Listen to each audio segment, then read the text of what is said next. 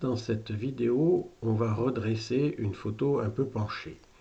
Il s'agit du village de Pitigliano en Italie que j'ai voulu prendre d'une façon un peu particulière, ce qui m'a amené à me contorsionner et donc à prendre deux vues qui ne sont pas bien alignées et pas bien verticales. On va bien le voir, vous voyez, il y a des mouvements l'une par rapport à l'autre assez importants. Donc on va voir si l'ajustement automatique marche. Voilà, ça tourne. On voit en bas à gauche que ça tourne. Il nous dit qu'il a mis 1,1 degré et 1 degré, donc 2 degrés au total de différence d'inclinaison. Et puis les perspectives verticales sont un peu importantes.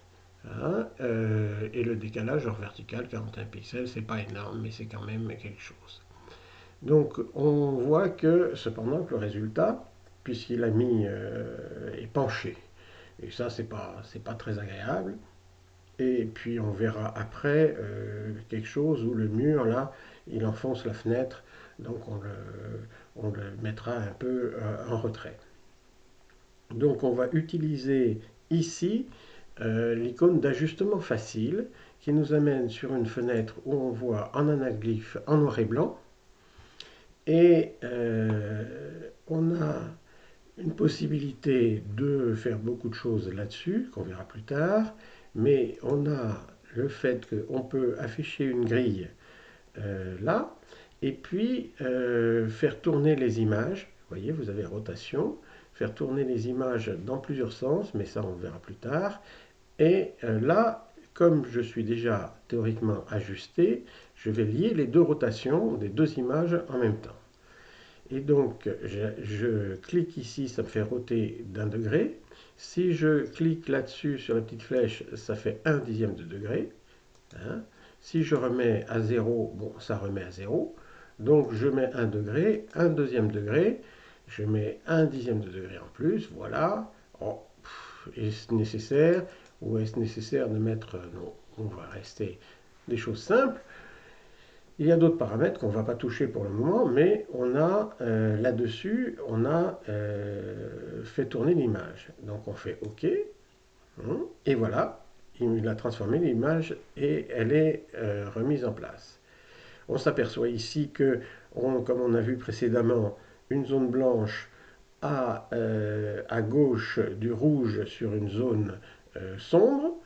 Cette zone qui, là, est sombre par rapport au ciel, a à gauche une frange bleue sur le ciel qui est très clair.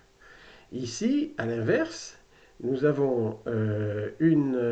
attention au curseur qui veut dire qu'on va passer à une autre photo, alors il ne faut pas que je clique.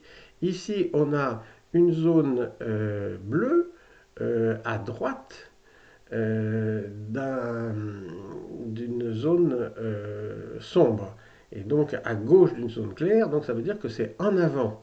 Hein, et le logiciel, quand il a fait son analyse, n'a pas réussi à prendre en compte ce mur-là pour faire son ajustement. Et donc il a commencé son ajustement là, hein, qu'il a mis en avant de la fenêtre, mais effectivement, c'est dommageable. Donc on va décaler la photo. Alors, dans quel sens on va la reculer avec la flèche droite. Voilà, ici, je suis revenu à un bon alignement. Il me reste ici un peu une petite zone qui est encore à aligner. Voilà, j'aligne ici. Bon, et in fine, je recadre. Et je vais ne pas m'intéresser, pas mettre en avant ces pierres-là parce que c'est bon, un peu problématique, mais de toute façon, mon recadrage, il ne peut aller que jusque-là. Hein. Donc je fais le recadrage. En bas, on va là. Hop, c'est bon. Mettez vos lunettes et je passe en plein écran. Donc, on a une photo où on a une ville qui est juste en surplomb sur la falaise et qui regarde l'horizon. Bon, on aurait pu utiliser l'ajustement facile de façon plus importante. Hein. Et donc, je vais revenir en arrière jusqu'au départ, hein, avec ce petit icône-là. Donc là, je suis revenu en arrière sur le cadrage, sur le recadrage. Là, je peux revenir en avant pour recadrer. Je reviens en arrière. Donc, on a cette possibilité-là.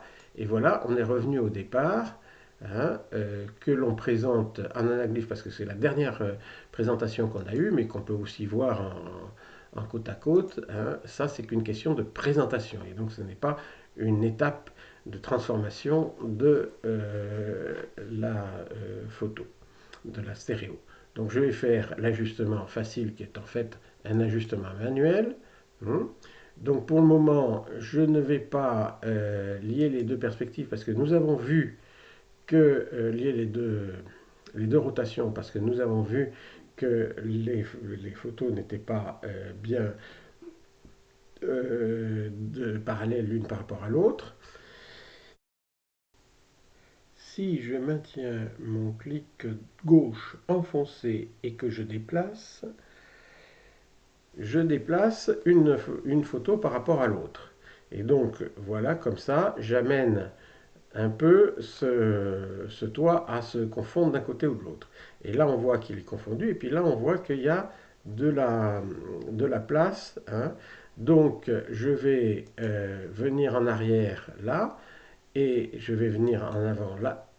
Ah, oui, et je suis toujours penché, donc il faut que je vienne en arrière un peu plus là, et que je revienne en arrière là. Donc on va voir, là on est à peu près aligné, hein, maintenant, et en faisant moins 3 degrés ici et moins 1 degré là, nous avons retrouvé la photo redressée. Maintenant, il nous faut revenir sur le décalage horizontal, hein, et un petit décalage vertical qui subsiste. Alors pour le décalage vertical, effectivement, on peut utiliser ces boutons-là, hein, avec ici un pas de 10 et à la petite flèche un pas de 1. Voilà, on est à peu près, non pas tout à fait encore, voilà. Et pour le décalage horizontal, on utilise cet ascenseur horizontal. On va regarder ici que ça se superpose bien. Et maintenant, on regarde, on voit maintenant les morceaux de pierre qui nous servent de repère. Et on peut les décaler comme ça. Voilà, c'est décalé. Donc, on a ajusté à la main cette vue. Donc, on va la recadrer un tout petit peu avant de passer à regarder ce que nous donne un ajustement automatique. Hein. Je ne prends pas, je ne regarde pas, je ne recadre pas au plus serré parce que après, c'est une fois qu'on aura fait le deuxième et le dernier traitement que l'on pourra recadrer le plus serré. Donc j'envoie l'ajustement automatique et on va voir ce qu'il nous donne ce coup-ci.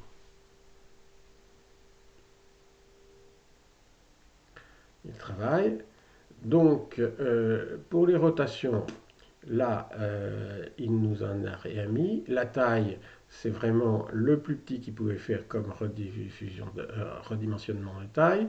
Et pour les perspectives verticales, c'est-à-dire le fait que je n'ai pas collimaté exactement au même endroit, il a un besoin de rectifier un peu de côté. Sur la position verticale, il a quand même mis 6 pixels là, et en horizontal, alors là, en horizontal, il m'a remis un grand moment horizontal puisqu'il s'est calé là-dessus et non pas là-dessus, qu'il n'a pas dû pouvoir analyser, qu'il n'a pas compris. Et donc, les automatismes ne sont pas toujours parfaits. Donc, il faut que je continue à reculer. Et ayant reculé comme tout à l'heure, je peux à ce moment-là passer au résultat final et au recadrage complet. Voilà, où est-ce que ça commence là? Ça commence sur le bord. Bon, là, ici. voilà, j'ai ma photo maintenant qui a le même aspect que tout à l'heure. Et qui donne un paysage un peu particulier avec le mur à droite qui vient cogner, si j'ose dire, le bord de l'écran. Hein, c'est ce qu'on cherchait à avoir pour avoir toute la profondeur voulue. On peut considérer que dans cet exercice-là, la parallaxe ici, c'est-à-dire la disparité, attendez, je vais revenir là-dessus, la disparité des deux objets, hein, est un peu trop forte pour une vision sympathique, hein, ici, et de même pour la disparité entre cette partie-là et cette partie-là au plus lointain. Et donc si je reviens un peu en avant, je vais remettre en avant, mais à ce moment-là, ça va me remettre le mur en avant, hein, et me le faire. Donc je peux gagner quand même un peu sur le mur et me contenter d'une partie un peu moindre du mur. Donc je reviens là et j'élimine. Attendez, je suis allé un peu trop loin. Vous voyez, je me suis calé un peu là. Hein. Je vais profiter du fait que dans le mur, on ne voit pas grand-chose. On sait simplement que c'est un mur. Et je vais éliminer cette partie-là, histoire d'avoir gagné quand même de la parallaxe, hein, sur cette image. Et là, on a la même vision, mais un peu plus soft, sans que le mur ait disparu.